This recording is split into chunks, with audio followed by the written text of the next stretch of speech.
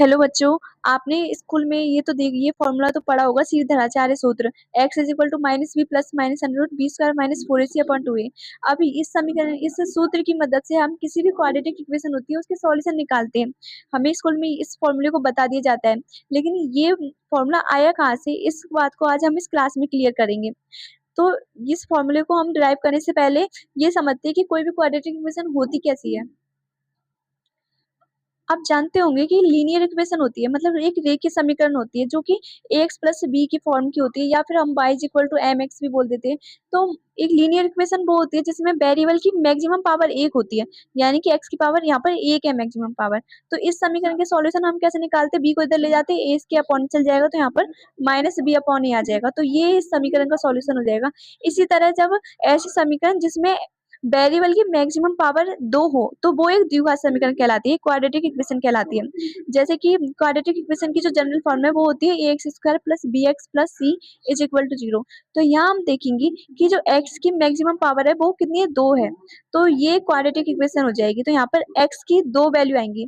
ये क्वेश्चन बहुत सारे एग्जाम में काफी बार पूछा जाता है कि आपके सामने कोई इक्वेशन दे दी जाती है, जैसे कि x square minus 5x plus 6 is equal to 0। तो आपसे पूछा जाता है कि इस समीकरण के कितने सॉल्यूशन होंगे। ऑप्शन में आपको दे देते हैं 1, 2, 4 और 3, इस तरह से ऑप्शन बना देते हैं। फिर पूछा जाता है इस समीकरण के सॉल्यूशन कितने होंगे। तो ऐसे क्वेश्चन में आप एक बात ध्यान रखना कि वेरिएबल की मैक्सिमम पावर जितनी होती है उतनी ही उसके सॉल्यूशन होते हैं। तो यहाँ पर x की मैक्सिमम पावर 2 है, तो इस समीकरण के 2 सॉल्यूशन भी 2 आएंगे। अब किसी समीकरण के सॉल्यूशन क्या होंगे उसको हम कैसे निकालते हैं, मतलब कि सॉल्यूशन क्या होते हैं। सॉल्यूशन का मतलब है कि यहाँ पर वेरिएबल की ऐसी वैल्यू जिनको समीकरण में रखने पर वो समीकरण संतुष्ट हो जाए, यानी कि x की वैल्यू हमने जैसे 2 रखी, यहाँ पर इस समीकरण में 2 रखी, तो 2 का स्क्वायर यहाँ पर आ जाएगा 4, माइनस में 5 इंटू एक्स जगह यहाँ 2 रख दिया, प्लस 6 इज इक्वल टू 0। तो जब इसको सॉल्व करेंगे तो यहाँ 10 माइनस 10 इज इक्वल टू 0, यानी कि 0 इज इक्वल टू 0। यहाँ पर x बराबर 2 पर ये समीकरण सेटिस्फाई हो रही है, तो x बराबर 2 भी इसका एक मूल हो जाएगा। तो इस तरह से इसके सॉल्यूशन को किस तरह निकालते हैं, इस तरह से सॉल्यूशन को निकालने के कई सारे मेथड हमको स्कूल में बताए जाते हैं, जैसे गुणनखंड विधि, पूर्ण वर्ग विधि और एक सीधराचार्य सूत्र भी हमें बताया जाता है। अब वो सीधराचार्य सूत्र आया कैसे, उस सूत्र को हम यहाँ इस क्लास में डिराइव करने वाले, उस समीकरण को हम निकालने वाले हैं। जैसे यहाँ पर ये क्वाड्रेटिक इक्वेशन की जनरल फॉर्म रखी है हमने, x square plus b x plus c is equal to 0। तो ये एक द्विघात समीकरण की जनरल फॉर्म है। अब इसकी मदद से हम ये इसका सॉल्यूशन निकालेंगे। तो यहाँ पर पूर्ण वर्ग, इसके लिए हम पूर्ण वर्ग विधि का यूज करेंगे। पूर्ण वर्ग विधि का यूज करेंगे। पूर्ण वर्ग विधि क्या होती है वो आपको जैसे मैं सॉल्व कर जाऊंगी वैसे पता चल जाएगा। हमारे पास में यहाँ इक्वेशन दे रहा है कि x square plus b x plus c is equal to 0। अब पूर्ण वर्ग विधि में सॉल्व करने के लिए पहली स्टेप ये होती है कि जो चर की अधिकतम घात है उसका गुणांक 1 होना चाहिए, यानी कि एक्स स्क्वायर की जो गुणांक है वो 1 होना चाहिए। तो एक बनाने, एक तो नहीं है, यहाँ पर a है, तो इस एक्स स्क्वायर गुणांक 1 बनाने के लिए हम पूरे समीकरण में a का भाग दे देंगे। तो यहाँ a का भाग देने पर, है ना, a का भाग देंगे तो यहाँ हो जाएगा x square plus b upon a x plus c upon a का भाग दिया तो यहाँ तो ए से कैंसिल हो जाएगा, यहाँ पर इनके अपॉन में ए आ जाएगा। अब दूसरी स्टेप में क्या करेंगे हम कि जो यहाँ चर है, मतलब अचर है, उसको हम दूसरी साइड ले जाएंगे, यानी कि राइट साइड ले जाएंगे। तो आ जाएगा x square plus b upon a into x is equal to minus c upon a. ये अचर है, इसको हम इधर साइड ले जाएंगे RHS में। अब आगे के स्टेप में क्या करते हैं पूर्ण वर्ग विधि में कि जो x का गुणांक है उस x के गुणांक के आधे का वर्ग हम दोनों तरफ जोड़ते हैं, यानी कि x का गुणांक यहाँ पर b अपॉन ए का आधा करते हैं पहले तो b अपॉन ए का आधा कितना हो जाएगा, b अपॉन 2a, 2 का भाग दे देंगे तो b अपॉन 2a इसका आधा हो जाएगा। अब इस आधे का स्क्वायर हमें यहाँ पर इस समीकरण में दोनों तरफ जोड़ देना है, तो यहाँ पर कितना बन जाएगा फिर x square plus b upon a x plus b upon 2a का होल स्क्वायर, LHS में जोड़ दिया। यहाँ फिर RHS में c अपॉन ए प्लस बी अपॉन 2a का होल स्क्वायर, यहाँ हमने ये समीकरण में दोनों तरफ जोड़ दिया b अपॉन 2a का होल स्क्वायर। तो यहाँ तो हम लिख सकते हैं यहाँ x plus b upon a का होल स्क्वायर, क्योंकि a प्लस बी का whole square a square plus b square plus 2a भी होता है। उस समीकरण, उसकी मदद से हम यहाँ पर ये देख सकते हैं, यहाँ x की वैल्यू तो यहाँ पर x ही है और b की जगह यहाँ पर b अपॉन 2a आ जाएगा। तो x plus b upon two a का होल स्क्वायर लिख सकते हैं। जब हम इसको एक्सपेंशन करेंगे तो आंसर हमारे पास में यही मिलता है यहाँ पर। अब आगे यहाँ पर माइनस सी अपॉन ए प्लस इसको हम लिख सकते हैं बी स्क्वायर अपॉन फोर ए स्क्वायर। यहाँ पर अब इनका एलसीएम ले लेंगे तो यहाँ हो जाएगा फोर ए स्क्वायर, तो एलसीएम लेंगे यहाँ पर तो आ जाएगा यहाँ minus four a C plus four A square एक बार जाएगा तो यहाँ बी स्क्वायर, और यहाँ लेफ्ट साइड हम ऐसे कैसे लिख देंगे यहाँ पर,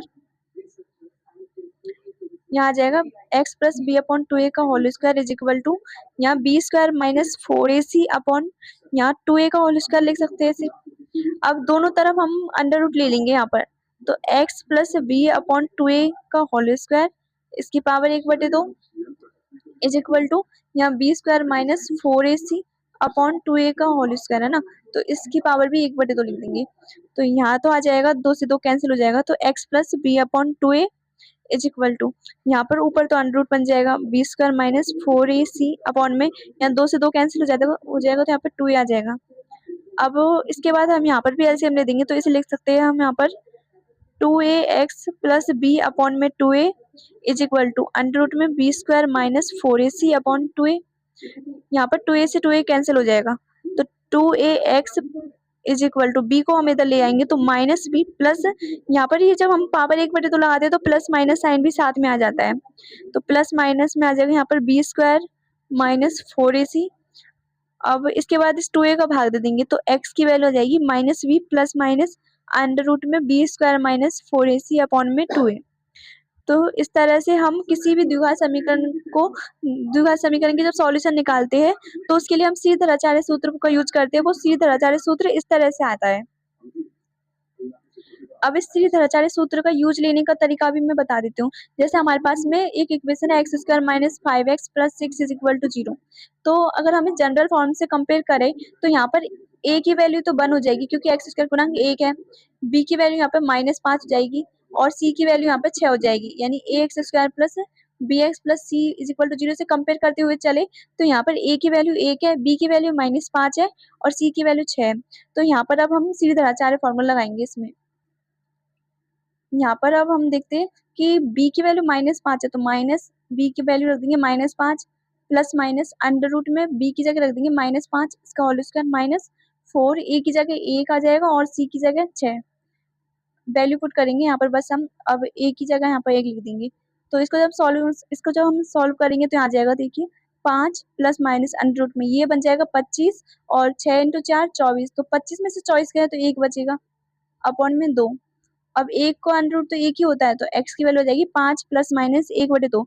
तो यहाँ पर x की दो वैल्यू मिल रही है हमें, एक तो मिलेगी 5 प्लस 1/2, ये पहले प्लस साइन यूज करेंगे तब, अब माइनस साइन यूज करेंगे तो 5 माइनस 1/2, तो ये हमारे पास में x की दो वैल्यू मिलेंगी। एक बार तो मिलेगी 6/2 यानी कि 3 और एक बार मिलेगी 4/2 यानी कि 2।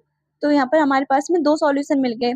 अब हमने जो समीकरण ली थी वो भी तो द्विघात समीकरण थी, यानी कि x की मैक्सिमम पावर 2 थी, तो हमें यहाँ पर सॉल्यूशन भी 2 ही मिले।